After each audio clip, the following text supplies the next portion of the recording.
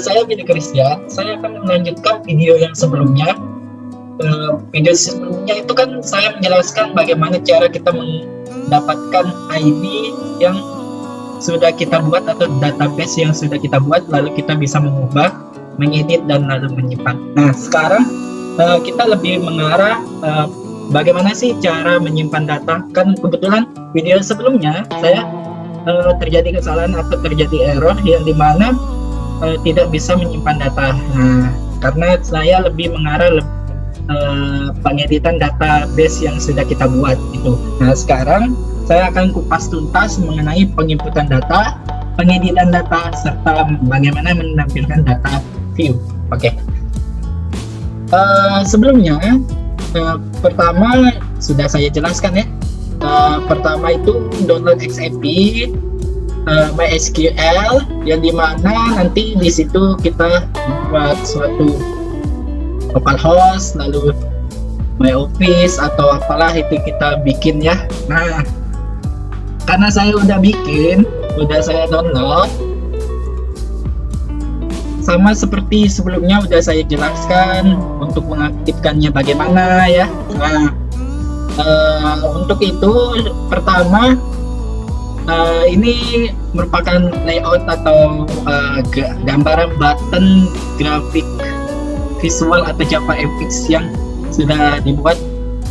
Lalu, nah, saya lebih menekankan ke input data, pengeditan data, database ya.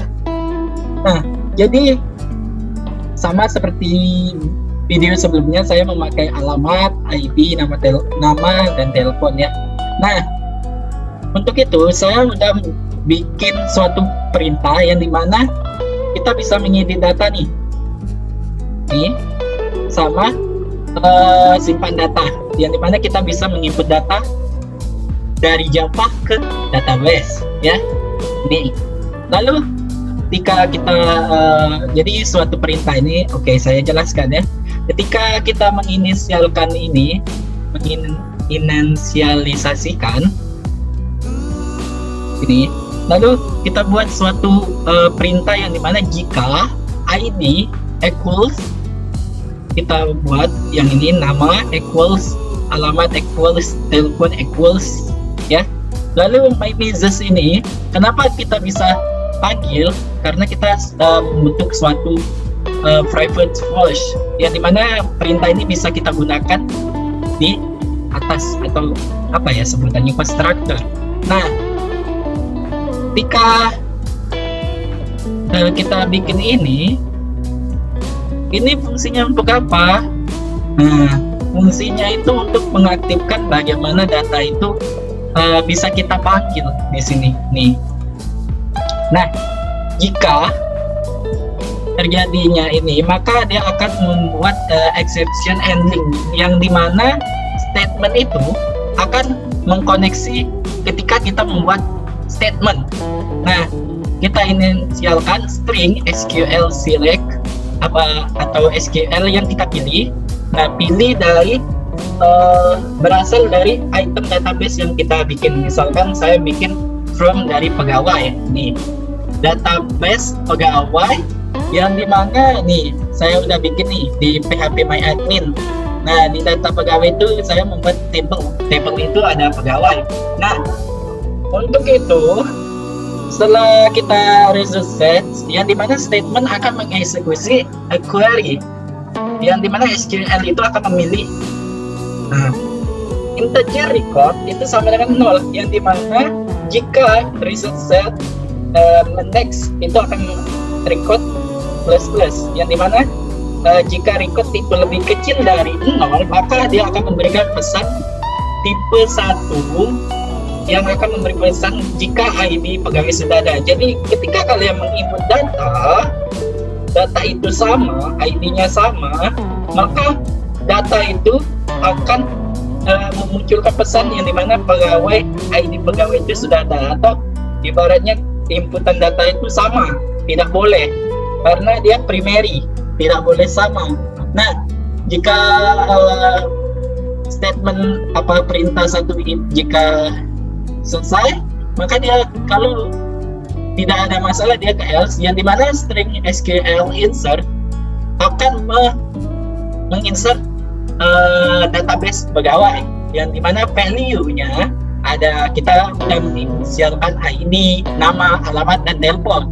Nah, integer result yang dimana statement akan mengeksekusi update jika data itu diupdate. Nah, jika data itu diupdate, maka akan memberikan pesan yang dimana data pegawai itu sudah berhasil. Itu inputan data ya, ingat. Nah, maka ketika sudah diinputkan, maka akan ada pesan yang dimana tambah data itu pegawai yang berhasil ya. Nah, dimana jika TF-ID, set next, and load pegawai. Nah, lalu akan mereset set, close, and statement close, yang dimana proses itu akan selesai. Nah, jika exception, nah ini fungsi exception handling ini, jika terjadi kesalahan, misalkan terjadi kesalahan di dalam ini, maka akan memunculkan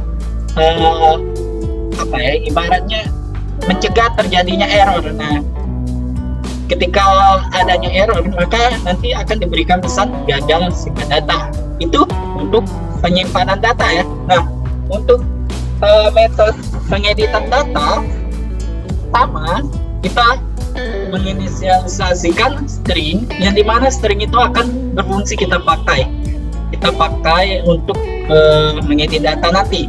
Nah, kita pakai exception handling, yang dimana statement itu sama connection membuat create atau create statement, yang dimana string SQL edit itu bisa mengupdate pegawai set ID ya, update database pegawai yang saya bikin.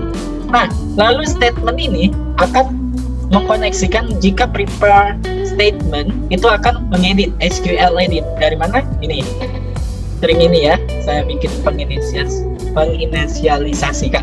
Nah, integer result yang dimana sama dengan statement akan mengeksekusi jika data itu update ya. Jika data itu update, maka akan memberi pesan data telah diupdate. Oke. Mengapa ada load pegawai dan button visible, button batal? Itu fungsinya ketika kita akan mengubah. Kebetulan saya udah bikin ini.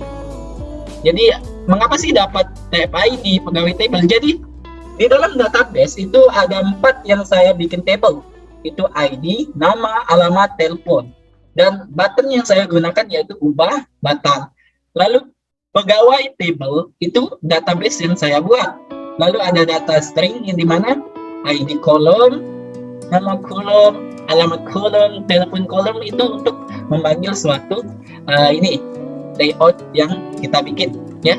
Table kolom, text field yang dimana kita bisa mengukur sesuai yang kita inginkan dan memasukkan data sesuai inputan database yang kita bikin. Nah, saya membuat suatu kelas baru yang dimana data.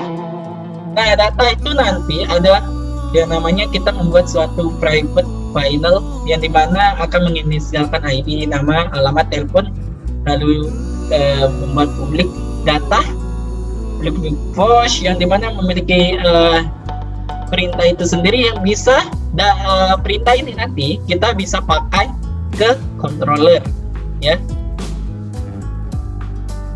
Lalu oke, kita kembali. Nah, kita kembali ke load pegawai. Kenapa kita di bagian edit data ini ada load pegawai? Karena jika terjadinya perubahan, maka data ini akan mengeload pegawai dari table view, yang dimana data itu database yang baru akan mengeload data yang sudah kita bikin. Lalu data itu ketika kita mengedit, dia akan kembali lagi mengeload data pegawai. Jadi saya bisa kasih contoh nanti ya. Ini penjelasan mengenai instruksi bagaimana perintah itu berfungsi sedemikian rupa ya. Nah, kalau udah saya bahas nih simpan data, edit data, dan table view. Nah, jadi kita run bentar. Nah, ketika kita run, ini data yang sudah saya bikin. sedikit asal-asalan ya datanya. Nah, ini data videonya udah muncul nih.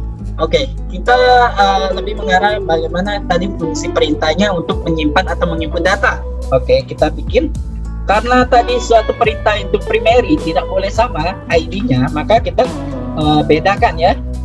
Nama terserah, misalkan namanya Setia Ningsi misalkan, dan alamat Soekarno Hatta misalkan, Jalan Soekarno Hatta, Jalan Soekarno Hatta, Jalan Soekarno Hatta. Nomor telepon misalkan 08991100. Oke, kita simpan. Nah, kebetulan tambah data pegawai berhasil. Oke, nah Misus data pegawai kita berhasil. Klik oke. Nah, mana ya? Nih, ID 12345, nama Setia Ningsi, alamat Jalan Soekarno Hatta, dan nomor telepon 8991100. Kenapa tadi tidak muncul nolnya? Karena mungkin saya tadi di sini di pegawai itu tidak saya bikin. Nah, di dalam structure itu atributnya nulls ya. Oke. Selanjutnya ini udah berhasil nih.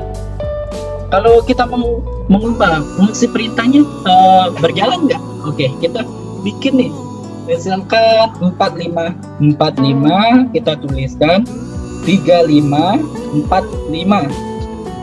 Oke. Dan nama milik Christian. Oke. Dan alamat Asyik Akil.